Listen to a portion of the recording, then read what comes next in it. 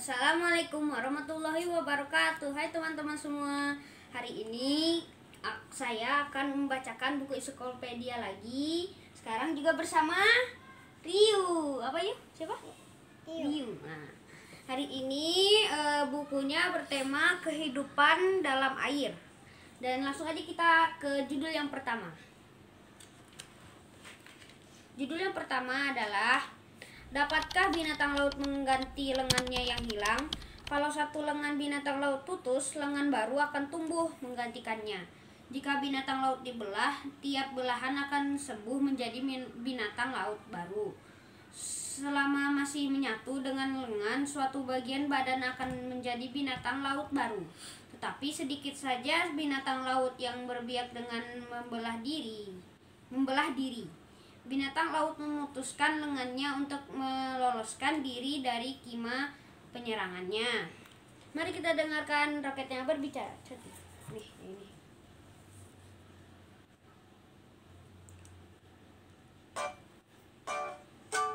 Berbeda dengan ikan dan kepiting, bintang laut tidak memiliki insang.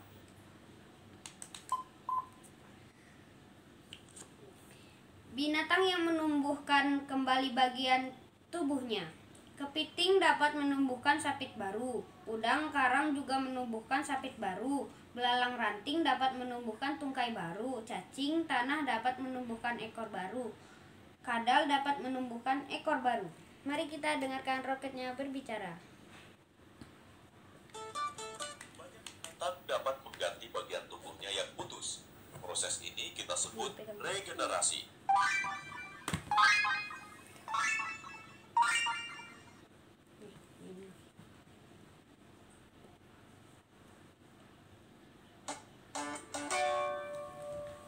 Aku akan memutuskan ekorku kalau ada yang mencoba memakan aku. Ekorku dapat bergeliang-geliut sendiri. Ekor itu membingungkan musuhku dan memberi aku kesempatan untuk lari dan bersembunyi.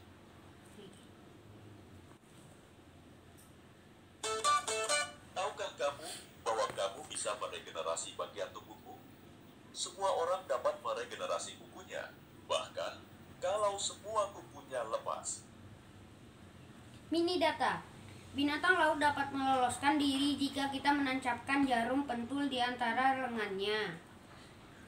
Proses menumbuhkan kembali bagian tubuh yang hilang disebut regenerasi. Ini dapat kita lihat pada belalang ranting yang menumbuhkan tungkai baru atau bila kadal atau cacing menumbuhkan ekor baru.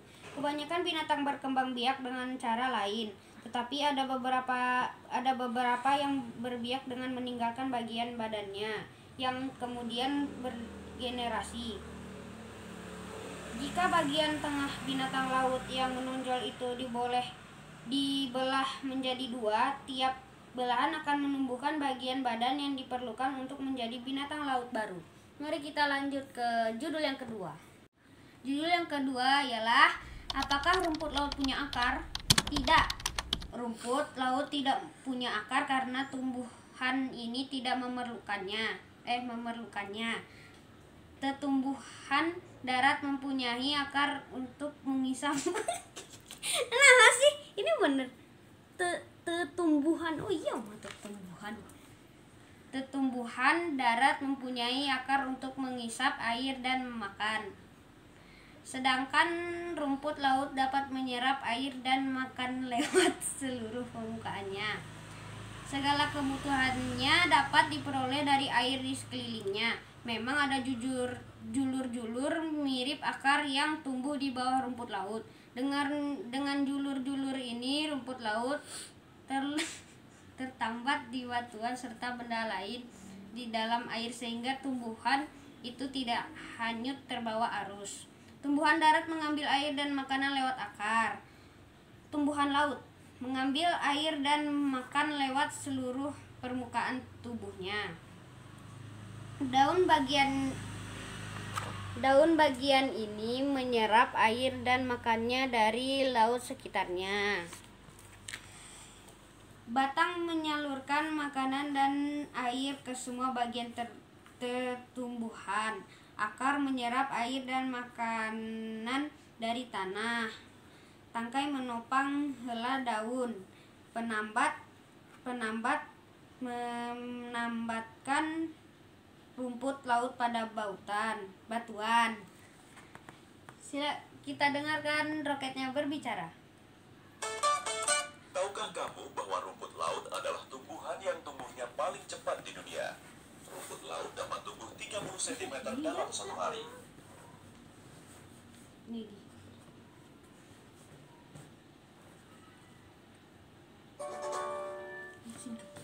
Berkat adanya penambat, aku tetap melekat dengan aman di karang ini. Kalau gelombang besar datang, aku tidak akan hanyut. Apakah rumput laut berbunga? Tumbuhan darat mempunyai bunga yang menghasilkan biji. Biji menghasilkan tanaman baru, tetapi rumput laut tidak berbunga. Sebagai gantinya, terdapat bintil yang disebut spora. Dari spora ini tumbuhlah rumput laut baru. Spora melekat di batuan dan tumbuh. Spora tumbuh menjadi tumbuhan laut muda. Tumbuhan muda menjadi besar. Rumput laut, penambat, dan ini daun. Mari kita dengarkan roketnya berbicara. Ini.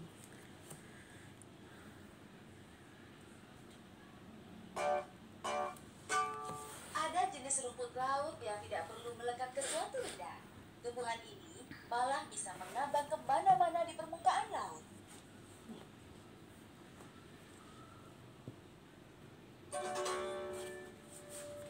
Kami perlu cahaya matahari seperti halnya tumbuhan di darat. Pucuk daun kami penuh udara, sehingga kami dapat mengapung dekat permukaan dan merasakan sinar matahari. Rumput laut memiliki dasar mirip akar yang disebut penambat, yang menambatkan tumbuhan itu pada batuan. Seperti tumbuhan darat, rumput laut mengubah energi matahari menjadi makanan melalui fotosintesis. Tetapi rumput laut menyerap air serta karbon dioksida secara langsung dan menggunakan sinar matahari yang menembus permukaan air sebagai katalisator reaksinya. Mari kita lanjut ke judul yang ketiga. Judul yang ketiga ialah bagaimana penyu dapat masuk pas dalam cangkang.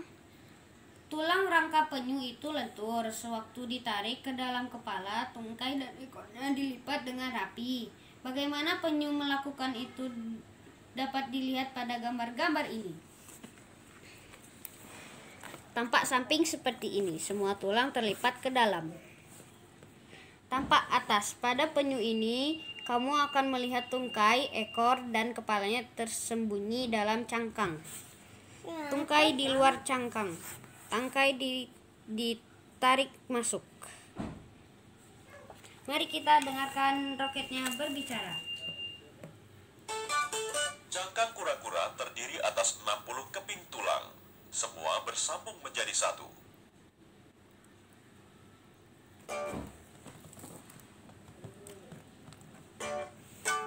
Kalau aku merawat diriku sendiri dan tetap tinggal di dalam cangkang bila bahaya datang, aku dapat hidup selama lebih dari 100 tahun. Mengapa kura-kura bersembunyi dalam cangkang?